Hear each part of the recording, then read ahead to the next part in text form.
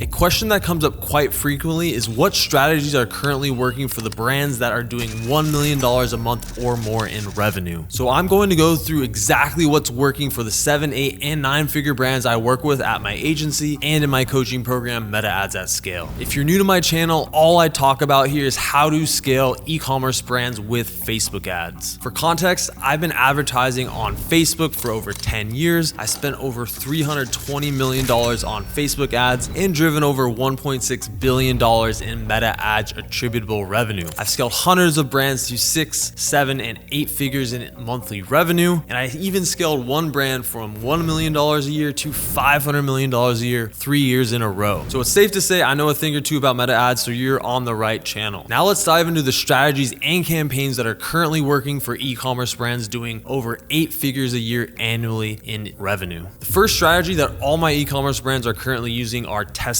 campaigns. Every one of the 7, 8, and 9-figure brands I work with has a testing campaign with ad set budget optimization. That means the budgets are at the ad set level and each ad set is an individual test in that campaign. The reason for this is that you have way more control over your tests and how much spend gets allocated to each test, and it's way easier to scale once you have winning ads in there. There has been a little bit of a debate around should you be running ABO testing campaigns or CBO testing campaigns, and I really don't think it's a debate. ABO campaigns are superior. CBO testing campaigns are really just for lazy people. They don't want to do a lot of work. They don't want to manage it right. It's really not a debate. You should be using ABO testing campaigns. The reason ABO testing campaigns are so powerful is because you get a definitive yes or a definitive no on every single test you are running. This is important so you don't overspend on losing ads. And it also ensures that only winning ads end up in your core performance campaigns. This is so important because you only want winning ads data in your performance campaigns. So if you're not running testing campaigns, it's super important to implement them so you never have losing ad data in your evergreen, always on performance campaigns. This has been the biggest change probably in my advertising strategies over the past few years because the Meta Ads algorithm has changed and it's very picky and choosy about which ads get spent. Before, you could just launch any ad into any campaign and it would automatically get spent, but now it's not the case. The algorithm will pick and choose certain ads, and sometimes those are not good ads, and then you overspend on these ads and then it takes away from your profit, right? So it's super important to use testing campaigns going forward so you're really only spending on your winning ads, but you're also getting answers on every ad if it's a winner and if it's a loser. The second strategy I want to talk about is an Instagram posts only campaign. So this is a new campaign that I recently launched with some clients, and it's very simple. So essentially it's just taking your organic Instagram posts and using them as an existing post ad. And you make a campaign with only these ads in there. The easiest way to get this off the ground is by utilizing only your top performing organic posts. That means those with the most likes, the most comments, the most shares, the most views. Already have some data behind these showing, hey, people resonate with these posts. So it makes it super easy to turn them into ads and have success. I've done this with multiple brands and it leads to additional easy scale. It's also very scalable because if your top performing organic posts work, then you can start running every single organic post that you post as an ad, and that should help you scale your campaign even further. One caveat here though is you cannot use copyrighted music in your reels, or you cannot use it as an existing post. So very important, just try to use original sounds if you can, if you want to actually use the existing post. The third strategy that I've been using across all my client accounts, this is static image only campaign. As you scale as a brand, if you're running video ads and static ads together, one or the other will start to suck up all the ad spend. So it's super important to maximize your reach amongst the static ad users. You need to break them out into their own campaign. This is super important because not everybody likes images and not everybody likes videos. For example, I don't watch a lot of videos on Instagram, right? So I do not get served a lot of video ads. So if you're over indexing on video ads, then you are not reaching as many people as possible like me, and vice versa, right? If you're only running static ads, then you're not reaching video people. So it's super important that you make sure you are maximizing your video ads and your static ads. And to expand upon that, you can use these static ad campaigns in a variety of ways. You can do product specific specific static only campaigns. You can do evergreen, all product static campaigns, and you can even do ICP specific static campaigns, meaning you're going after a specific customer type. And the fourth strategy is super similar to the third strategy. It is video only campaigns. And in a similar vein, you want to make sure you're maximizing the reach of your video ads. And again, you can do this for all your products, have a video only campaign that advertises all your products. You can have a video only campaign that goes after specific products or specific collections in your catalog. And you can also do video campaigns that go after specific ideal customer profiles. So again, this is how you scale, by horizontally adding more campaigns that have more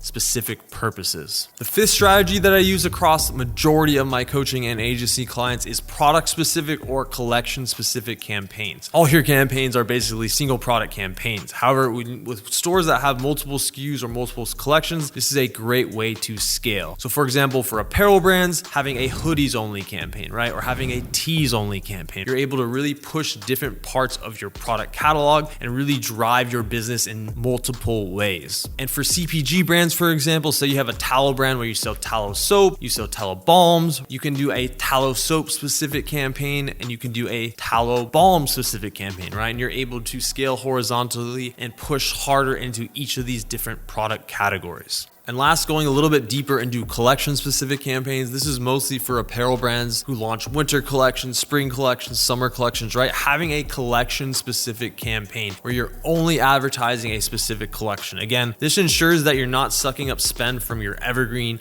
always on running ads, but you also have the ability to scale hard into a new collection that is performing well and that is top of mind seasonally with the consumer. The next strategy that is working well with a lot of brands is seasonal promotion campaigns. Seasonal promo campaigns are for brands that run sales typically throughout the year. For example, you have a New Year's sale, then you have a President's Day sale or a Valentine's Day sale, a spring sale, Memorial Day sale, July 4th sale, right? So you're running campaigns throughout the year advertising different promotions. So this is a promotional campaign that literally can always be on. And as the promotion changes, the ads change within that campaign. So for example, we just had Valentine's Day pass. Now you've paused out the Valentine's Day ads, and then you're turning on your President's Day ads, right? And now President's Day is over, you turn off your President's Day ads, and now you're running your spring promotion ads. So this is a campaign that just gets smarter and smarter and smarter over time because you're always running promotion ads in here and you can always leave it on as your promotions change over time. And the easiest way to scale these things, number one, is by breaking them out into a static only seasonal promotion campaign and a video only seasonal promotion campaign. Now you have two campaigns that you're running simultaneously that both are hitting on the static ads people, hitting on the video ads people. You could also even launch a retargeting seasonal promotion campaign. So you are hammering your people who are middle and bottom of the funnel as well. So again, this is a way to easily add scale to your ad account while maintaining really, really good efficiency and while also just maintaining seasonal promotion relevance throughout the year. And you don't have to start from scratch every time, right? You're not having to launch a brand new campaign every time you have a new promotion. You can just use the same campaign, turn off the last promotions ads and turn on the new promotions ads, right? And so this is an always on campaign. And this is one of the top campaigns that has been working well with my brands that are running promotions all year long. The next strategy is not wild. This is a campaign that has been around a long time, but still a lot of brands do not utilize them. This is dynamic product ad campaigns. So you should be running dynamic product ad campaigns on the prospecting side and on the retargeting side, especially if you have a big product catalog. It is insane to me that there's brands out there still that are not running dynamic product ads. This is one of the most successful meta ad products of all time, and it typically just works all year round, all year long. Sometimes it works better than others, but it's in a campaign that consistently drive results for your brand. And another great way to use dynamic product ads, this is not just advertise all your products, but you can do collection specific as well. So you can use dynamic product ads that are just targeting hoodies or just targeting tees or just targeting pants, right? So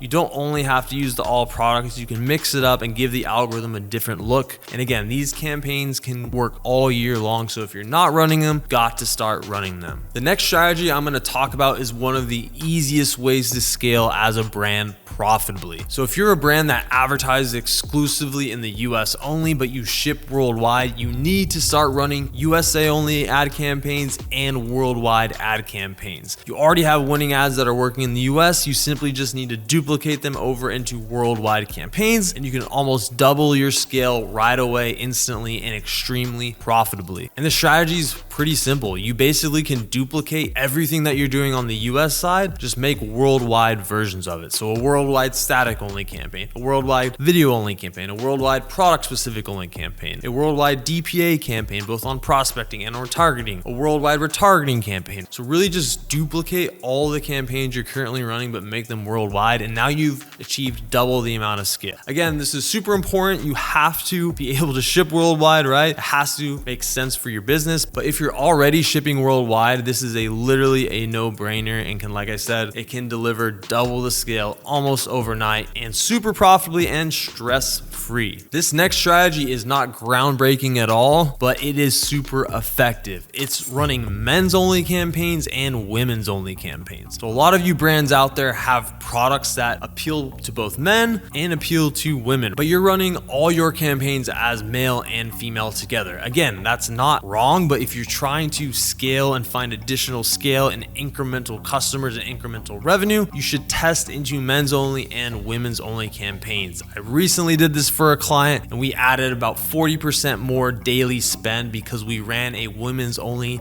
dynamic product ads campaign when they've typically only run men and women's together. So here's how you would execute this. Dive into the data, see where the ad spend is skewing. Is it spending more on men or is it spending more on women? Once you figure that out, let's just say it's spending more on men, then that gives you the opportunity to test into women's only campaigns. You could do women's only video campaigns, women's only static campaigns, women's only product specific campaigns, women's only dynamic product ads campaigns, right? So you have so many options now to test into, and the more campaigns that you can get working that have a specific purpose, the more scale you're gonna have and the more revenue you're going to make. So it's super important. You have to think creatively about what are these little pockets of campaigns that can give us additional purpose while also achieving business goals that make sense. So if you have a product catalog that appeals to men and women, whether you're a clothing brand or even you're a skincare brand, you're selling tallow to men and women, you can do men's specific style ads, women's specific style ads, and just target women and just target men, right? More campaigns, like I said, that you can get working, the better. The next strategy that I'm going to talk about is something that I've kind of been shouting from the rooftops on Twitter/X over the past couple of years, but it's something I want to bring up again. It's website only campaigns and website plus shop only campaigns. So Meta has been trying to push on everyone to run website plus shop campaigns, meaning the algorithm is allowed to choose between your website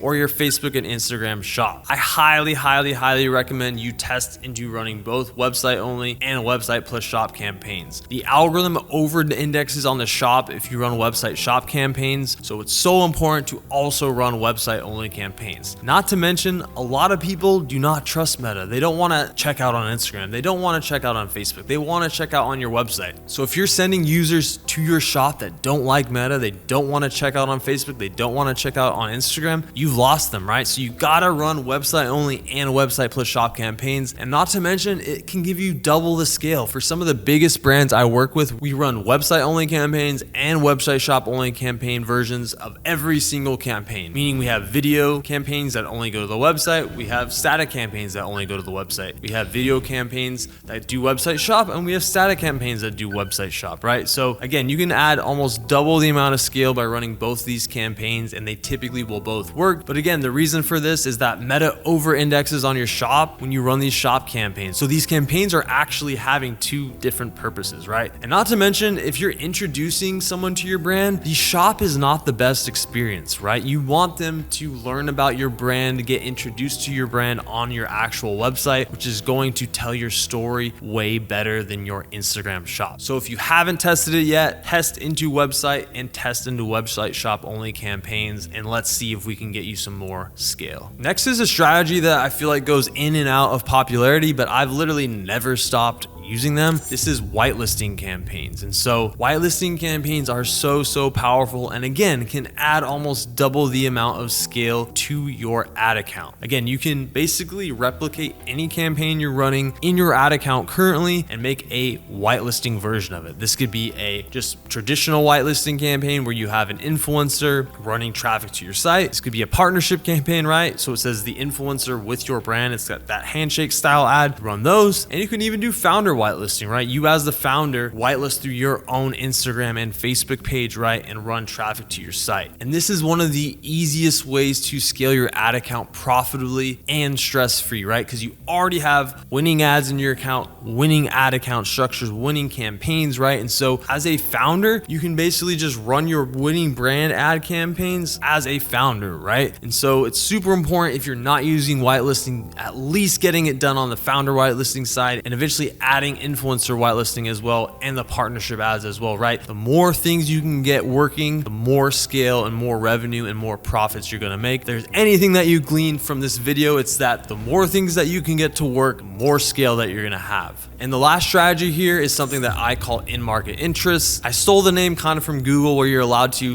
choose in-market interests on your PMAX campaigns, but I kind of turned this over on the Meta side. So these in-market interest campaigns are quasi-retargeting. Every e-commerce brand in the world has a Meta pixel on their site, and so Meta knows when people are in market for certain products. So for example, say you're going snowboarding and you want to buy a snowboarding jacket soon for your trip, right? Meta knows you've been browsing all these snowboarding sites, right? And so if you're not running interest campaigns for snowboarding, right, or snowboarding jackets, right, you're not basically hitting these people at all times that are now in market for this specific product. So again, these are not really prospecting, it's more or less retargeting, right? You're retargeting a warm audience that Meta already knows is perusing these sites. So again, this is a strategy that I use for a lot of my brands that have very specific in-market interests that relate to their brand. So if it's hoodies, right, or snowboarding products, right, or just something that has a need and something that someone can be in market for and out of market for, say it's like an engagement ring, right, or something like that, right? So you're gonna be in market for it, and then you're gonna be out of market for it, right? And so if you're not existing in these in-market interests, you're losing out on a lot of easy revenue, because this is basically retargeting. People are telling Meta, hey, I'm looking at all these websites that are selling specific products. And so it's easy, if you're a brand that can capitalize on this, that you have a product that is an in-market interest naturally, then you should test these campaigns.